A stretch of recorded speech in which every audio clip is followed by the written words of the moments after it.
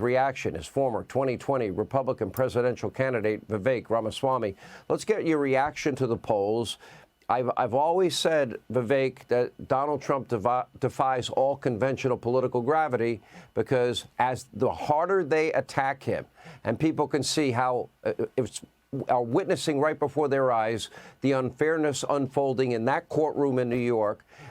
It seems that it is not impacting the American people at all. It is having the opposite effect, and they've pretty much done the impossible. They've taken that strong public figure, Donald Trump, and have pretty much turned him into a victim of a weaponized system of justice. Your reaction? Well, my reaction is the people of this country are seeing through Biden's hypocrisy. On one hand, he campaigned on bringing decency to politics. On the other hand, his people are now invoking Hitler to compare Donald Trump to him. He said he was going to turn down the temperature in American politics. Yet now we see the Democratic Party effectively leading multiple prosecutions against the lead opponent in the middle of an election. So I think we're seeing through that hypocrisy. And every one of these prosecutions, I think, Sean, is backfiring. People are sick and tired of being lied to. They're sick and tired of the lawfare. I actually talked to many Democrats who disagree with Donald Trump on many policies, but believe that we're not a country where you're supposed to use the prosecutorial power to eliminate your opponents. So I think many independents and many Democrats are actually coming along. And you know what? They know if you could do it to Trump today, they can do it to them tomorrow. And we need to put an end to that and restore the rule of law in this country and clean up that weaponization of government. And I think that's a message that many independents are rallying behind. And I think it's going to work in Donald Trump's favor, and that's for the better of our country. You know, a couple of things I'll say about Robert F. Kennedy Jr. When I interviewed him, I liked him. I don't agree with him, but I thought he was sincere. I think he's been treated horribly by the Democrats. Now his own family is turning against him. And, you know, the effort to smear him is coming really from within his own party. And I find that very interesting. And I really think it's wrong that the fact that his uncle and his father were assassinated and he is a viable candidate, that Joe Biden will not allow the Secret Service protection that I would argue he deserves. Do you agree?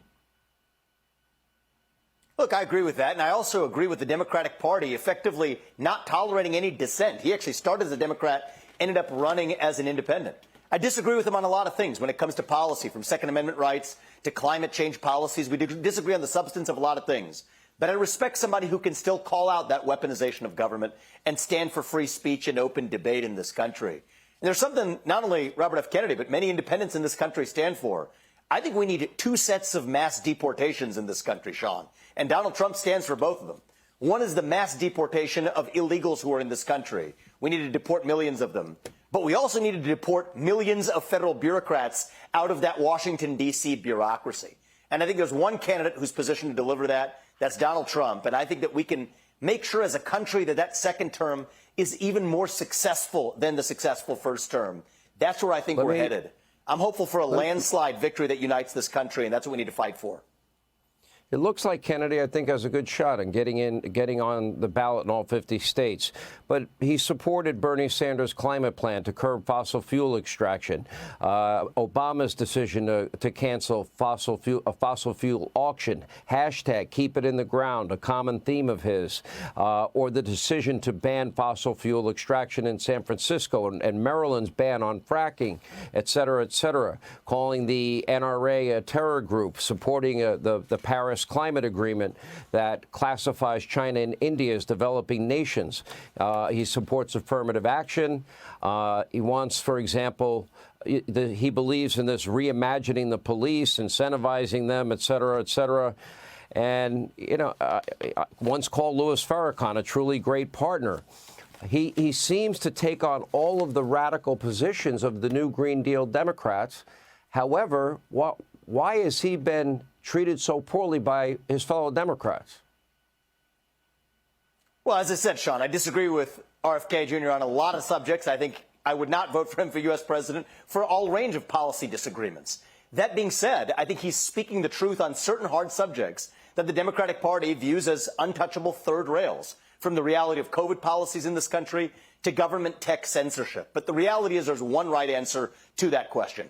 We need Donald Trump to have a second term, and we need to take that America First agenda to the next level, ending the collusion between big tech and government actors to be able to censor speech through the back door, restore the principles this country was founded on. That's how we're going to win.